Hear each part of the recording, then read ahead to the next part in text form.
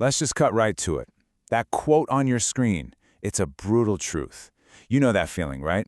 The one where your body is screaming, your mind is telling you to stop, you've hit that wall. That's not your limit. It's a flat-out lie. So, why do you believe it? Every single day, why do you buy into this comfortable little story about your boundaries when deep down, your own biology is capable of so much more? Look, we're not here to give you some fluffy motivation. This is Unspoken Rules, and this is the place where we pull back the curtain on the psychological truths that nobody ever teaches you. Think of today as a system update for your brain. We're about to deconstruct the exact programming that's been keeping you weak. All right, let's get into it. The governor on your brain. To really get this, you have to understand a fundamental, kind of harsh truth. Your mind, it isn't really your friend. Nope, it's your protector. And its number one job, its only job really, is to keep you safe. And what does safe mean? It means keeping you trapped right where you are, in the comfortable, predictable world you already know. And this brings us to the 40% rule. That little voice in your head, the one that whispers, "You're done, just stop," that's a preset safety alarm.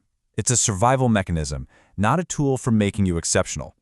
Think of it like a governor on an engine, installed by millions of years of evolution to keep the machine from blowing up. But here's the thing. Greatness isn't born from playing it safe. It's forged by deliberately overriding that very system.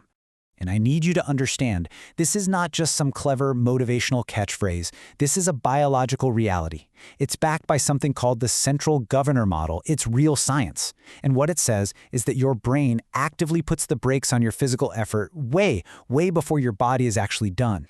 It's a neurological safeguard to prevent, a total system meltdown. Bottom line, your brain is lying to you, all to save a little energy.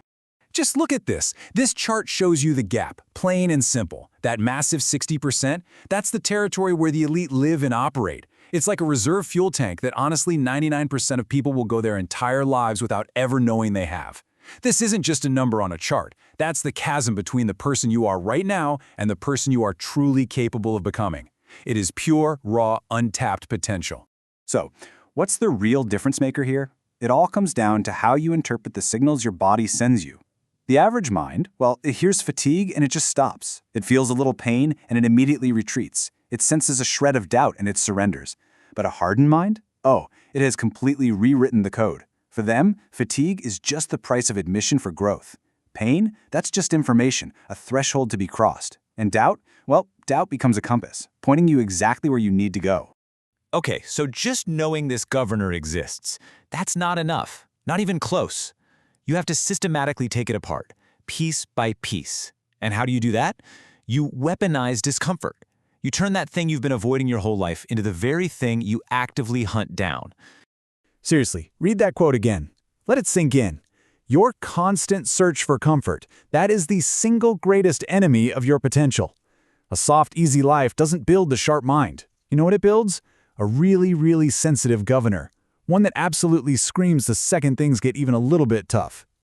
So here's the game plan. This is how you fight back. Step 1, you have to seek out discomfort. Intentionally do things you hate every single day. Step 2, when that governor in your head starts screaming at you to stop, you push just a little bit further. We're not talking a marathon, just 5 or 10% more. And then step 3, and this is crucial, that new limit, that's your new starting point for tomorrow. You are literally systematically resetting your baseline and teaching that governor that the old rules just don't apply anymore. This is how you build calluses on your mind. And really, when you boil it all down, there are only two paths you can take. On one side, you have the comfortable life, the path of least resistance. The outcome there is totally predictable, stagnation. You just stop growing.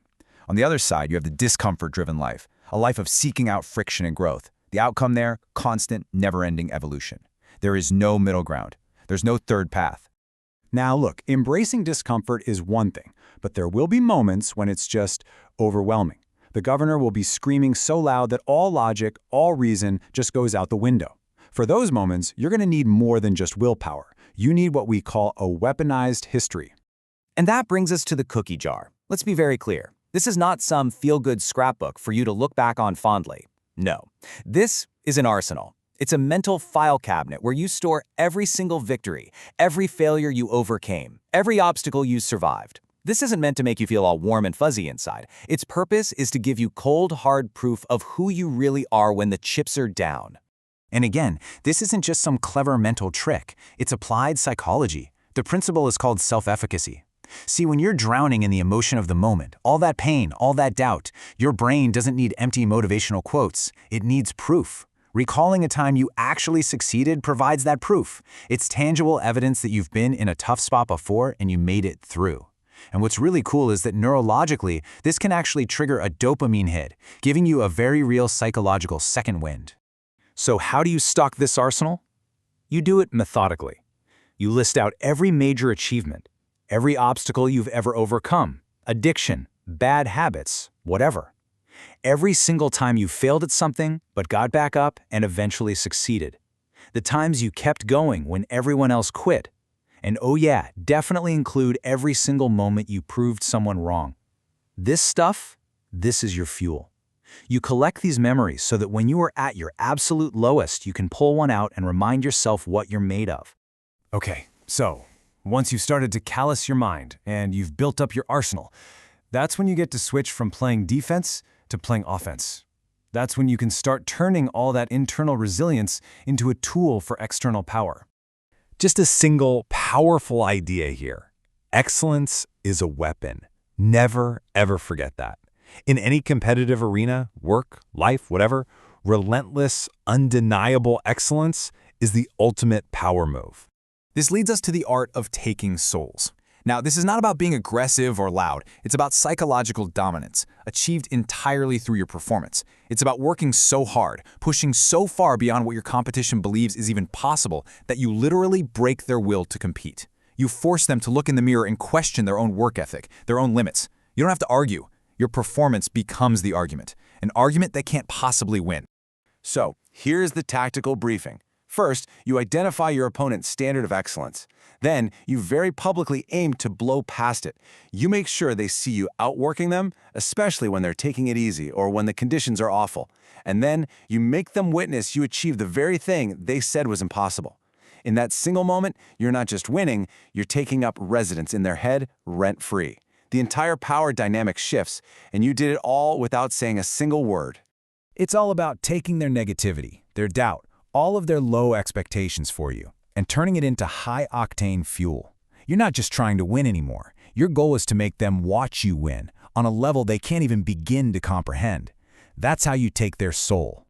So there you have it. You've been shown the rules, the psychological operating system that the top 1% use.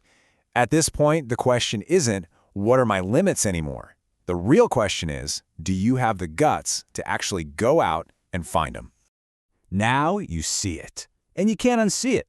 You've been shown the invisible mechanism that keeps most people average. So the question is simple. Are you going to keep living unconsciously, letting that old programming run your life, or are you going to subscribe and start seeing reality for what it really is? It's time to join the aware. Subscribe to the channel, like this explainer, and I want you to comment below with the biggest, most common lie your mind tells you. Oh, and make sure you turn on all notifications. The real work starts now.